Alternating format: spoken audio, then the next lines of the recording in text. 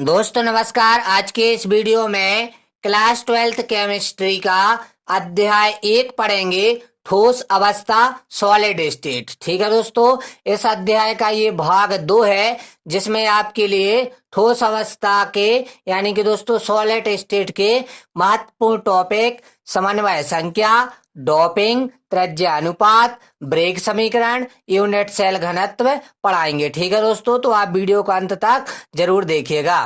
तो दोस्तों देखिए, सबसे पहले हमें क्या पढ़ना है, समन्वय संख्या। ठीक है दोस्तों, काफी महत्वपूर्ण है, आपसे वार्षिक एग्जाम में भी पूछी जाती है और कंपटीशन एग्जाम यानी कि जो प्रतियोगी परीक्षाएं हैं उनके लिए भी काफी महत्वपूर्ण है समन्वय संख्या। ठीक है दोस्तों, तो देखिए समन्वय संख्या का दूसरा नाम है ऑर्डिनेशन नंबर। ठीक है दोस्तों, या ऑर्डिनेशन संख्या। ठीक है, तो याद रखिएगा समन्वय संख्या को ऑर्डिनेशन नंबर या ऑर्डिनेशन संख्या भी कहते हैं। ठीक है दोस्तों, तो आपको परिभाषा समझना है समन्वय संख्या की।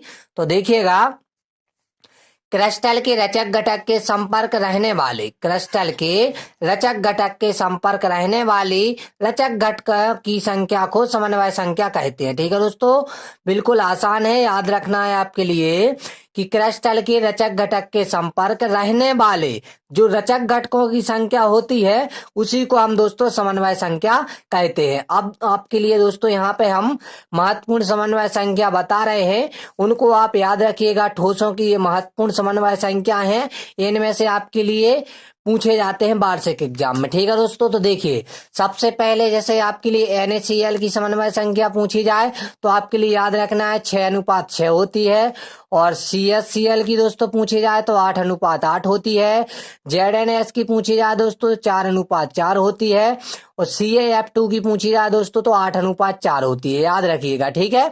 आपसे क्वेश्चन पूछा जाएगा कि जैसे NaCl में Na की समन्वय संख्या 6 है तो Cl की कितनी होगी, तो याद रखिएगा दोस्तों 6 होगी। ठीक है, यदि आपके लिए याद है तो आप आसानी से प्रश्नों के हल कर पाएंगे। ठीक है दोस्तों, तो ये इस प्रकार आपकी समन्वय संख्या कंप्लीट होती हुई कि समन्वय संख्या की परिभाषा आपको यही रखना है याद कि क्रिस्टल के रचक घटक के संपर्क रहने वाले रचक घटकों की संख्या को समन्वय संख्या कहते हैं। ठीक है दोस्तों, और NaCl की याद रखना है, CaCl की याद रखना है, ZnS और CaF2 की। ठीक है, अब दोस्तों देखिए समन्वय संख्या के बाद आपका अगला महत्वपूर्ण टॉपिक है डोपिंग। ठीक है दोस्तों, तो डोपिंग को समझिएगा कि डोपिंग क्या कहलाती है। इससे पहले आप इतने का स्क्रीनशॉट ले लीजिए। ठीक है, ये यहाँ तक समन्वय संख्या, और अब दोस्तों आपके लिए बताना है डोपिंग। तो दोस्तों आपके लिए डोपिंग की परिभाषा बताते हैं कि किसी तत्व या यौगिक में अशुद्धि की अल्प मात्रा मिलाने की क्रिया को हम डोपिंग कहते हैं। ठीक है दोस्तों, आपको याद रखना है कि यदि कोई तत्व या यौगिक है तो उसमें हम कोई अशुद्धि की अल्प मात्रा मिलाएं तो जो क्रिया होगी उसी को हम डोपिंग कहते हैं। ठीक है दोस्तों, और डोपिंग से N और P प्रकार के अर्धचालक बनाए जाते हैं, ये याद रखिएगा। ठीक है दोस्तों, तो इस प्रकार आपका डोपिंग भी कंप्लीट होता हुआ। अब देखिएगा डोपिंग के बाद है आपका त्रिज्या अनुपात।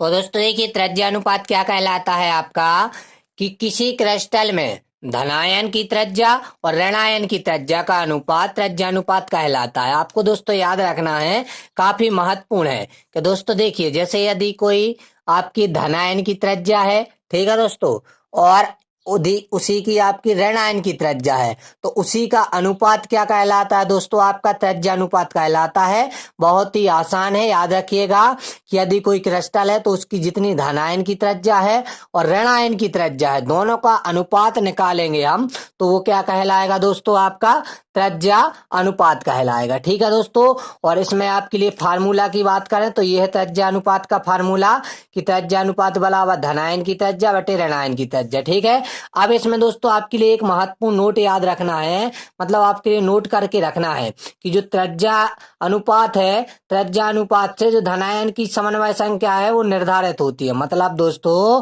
त्रिज्या अनुपात धनायन की समन्वय संख्या को निर्धारित करता है। ठीक है दोस्तों, इतना याद रखिएगा। ये जो दोस्तों यहाँ पे 2 लिखे हुए महत्वपूर्ण, चतुष्फलकीय त्रिज्या के लिए त्रिज्या अनुपात और अष्टफलकीय त्रिज्या के लिए त्रिज्या अनुपात, इन दोस्तों इन दोनों को जरूर याद रखिएगा, ये आपसे इन दोनों में से एक क्वेश्चन आपसे एनुअल एग्जाम में पूछा जाता है और प्रतियोगी परीक्षाओं में भी इनसे क्वेश्चन पूछे जाते हैं। ठीक है दोस्तों, आपसे पूछा जाएगा चतुष्फलकीय त्रिज्या के लिए त्रिज्या अनुपात कितना होता है। तो दोस्तों याद रखिएगा 0.225। ठीक है दोस्तों, मतलब 0.225। ठीक है दोस्तों, काय का चतुष्फलकीय त्रिज्या के लिए त्रिज्या अनुपात।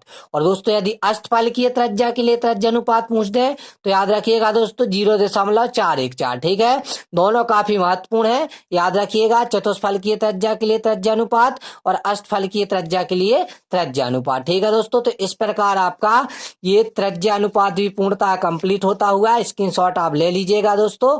ठीक है, अब आगे आपका महत्वपूर्ण टॉपिक था दोस्तों ब्रेग समीकरण। क्या था दोस्तों आपका ब्रेग समीकरण। तो दोस्तों देखिए ब्रेग समीकरण काफी आसान है, बस आपको याद रखना है कि ब्रेग समीकरण एक्चुअल होता क्या है। तो दोस्तों याद रखिएगा ब्रेग समीकरण होता है एन लैम्डा बराबर 2d साइन थीटा। याद रखना है दोस्तों एन लैम्डा बराबर 2d साइन थीटा। ऐसा आप बार बार लिख के देख लीजिएगा, एन लैम्डा बराबर 2d साइन थीटा। ठीक है दोस्तों, एन लैम्डा बराबर 2d साइन थीटा, बार बार याद रखिएगा तो आपको आराम से याद हो जाएगा एन लैम्डा बराबर 2d साइन थीटा।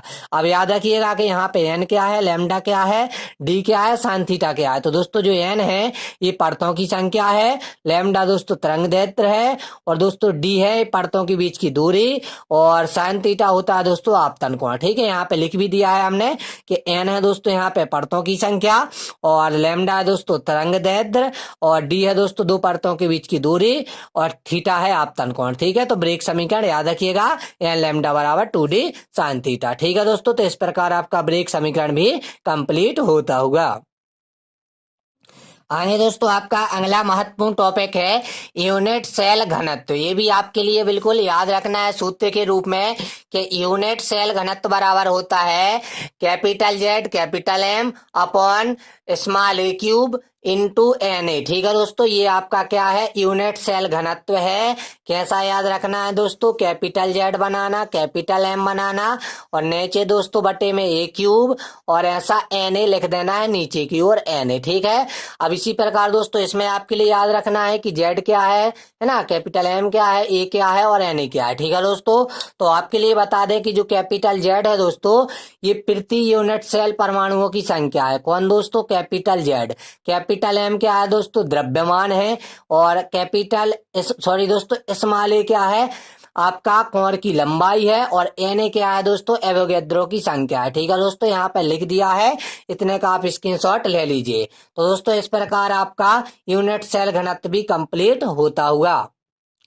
तो दोस्तों इस प्रकार दो आपके लिए आज पढ़ानी थी समन्वय संख्या, डॉपिंग, त्रिज्यानुपात, ब्रेग समीकरण और यूनिट सेल घनत्व। पांचों महत्वपूर्ण टॉपिक आपके दोस्तों कंप्लीट हो गए हैं।